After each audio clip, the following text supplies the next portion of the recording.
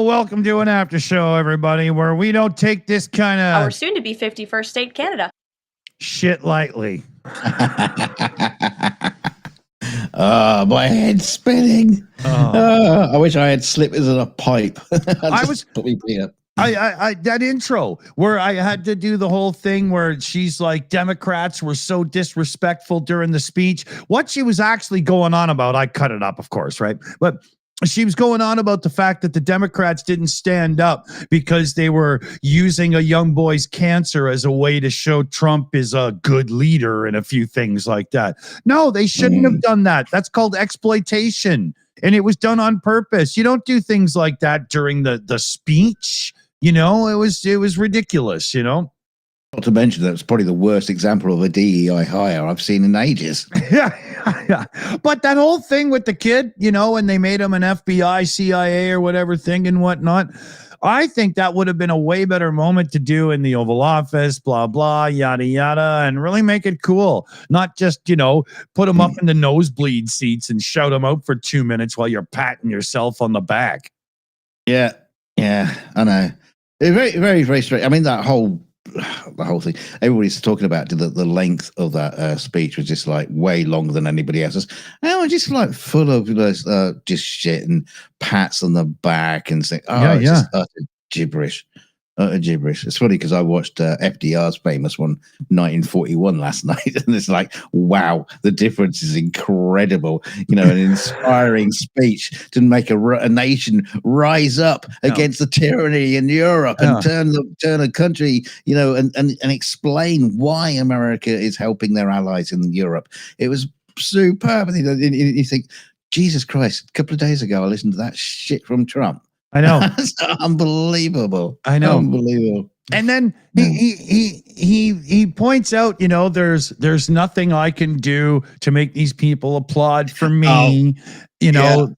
And then made up a load of shit things. Oh, if I combated a virus, wait, no, you won't, because you know, you got that stupid idiot in charge of medicine who's against vaccines. No, or you know, if aliens invaded and I, you know, on the White House lawn and I kicked them out, they wouldn't applaud. If I fended off Godzilla from New York, they wouldn't applaud me. If I did a life-saving and I didn't learn nothing. If I sail single-handedly around the Atlantic, they wouldn't clap me.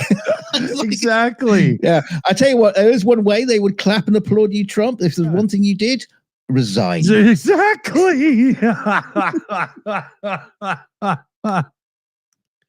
Yeah, you want to make a Democrat happy, motherfucker? Get the fuck out. Yeah. Just put a gun in his mouth. Yeah, exactly. Yeah. Turn the back of your head into some kind of weird Picasso-looking painting, right? Yeah.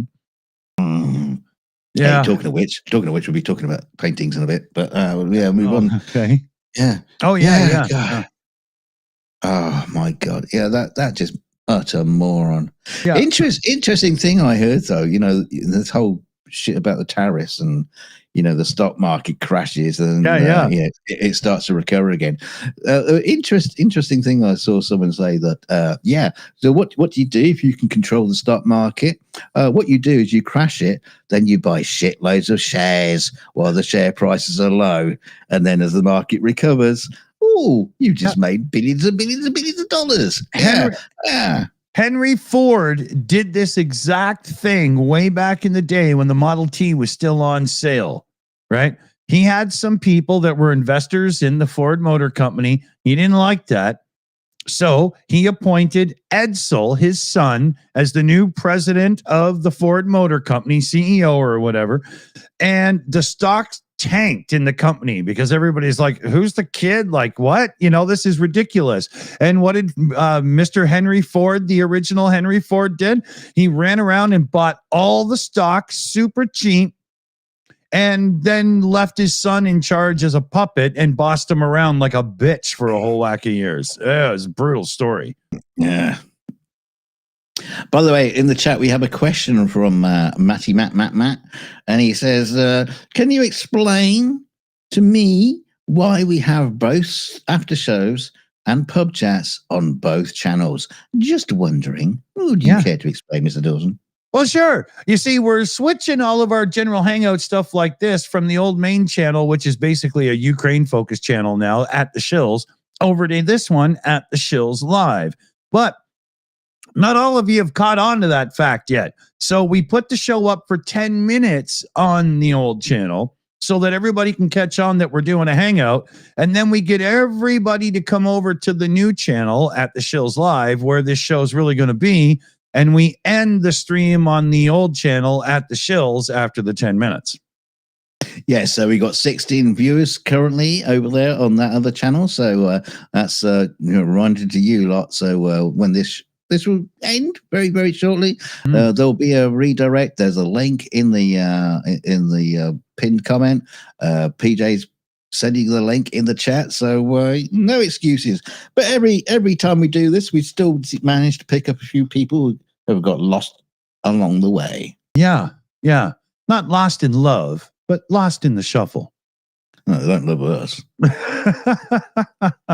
that an Air Supply song, Lost in Love or something? I don't know.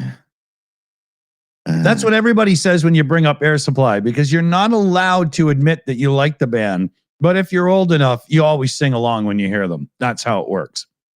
Right? They're like Journey or Chicago or, those type of bands, right? Yeah. Radio bands. Yeah. They're on the radio stations where you find Sting.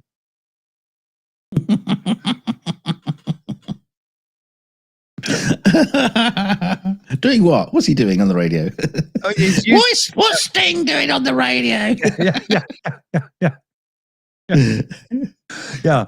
He's usually recording a song with a bunch of high-priced musicians from other countries, so he looks like he's a worldly musician.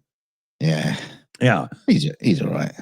Yeah, but that's called cultural appropriation. I'm just kidding. No, come on. He's from the northeast in the UK. Everything is cultural appropriation for them because they've got no culture. Well, I think the culture he appropriated was being a Brummie, but he got over it, right? Is he from Brummie? Is he from? Oh, I'm not sure. I just, yeah. Oh, I thought he was from the northeast. Yeah. He hides the accent well. Oh, he went to posh school. He was funny on Only Murders in the Building as a guest star there. That was hilarious. Just standing there getting irate because there's a dog in the elevator. Yeah. What's funny is I don't think Sting realized he was playing the role of somebody who's being a bit of a rich git. I think they just said, be yourself. It's fine. Yeah. Do I need to do any acting? No. Just read these lines. Yeah. From what we understand from your old bandmates, just be yourself. I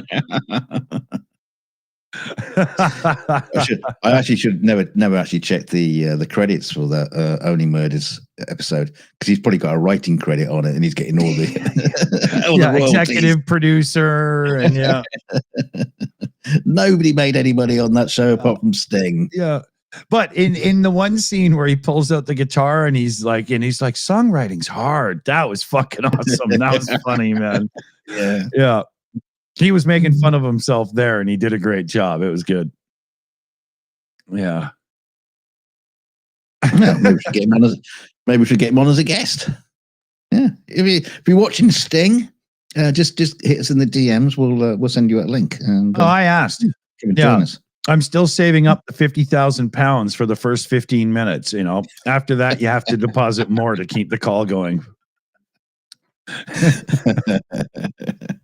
It's like long distance from a payphone, You have to tap into his OnlyFans account or something.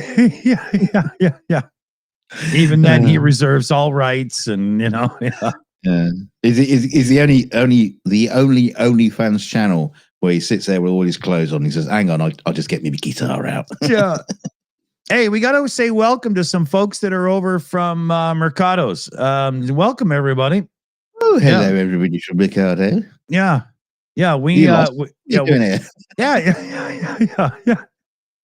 Do you need a link to Mercado's channel? Are you that desperate because his show is ended that you ended up here? You know? Oh, there we go. Fireworks.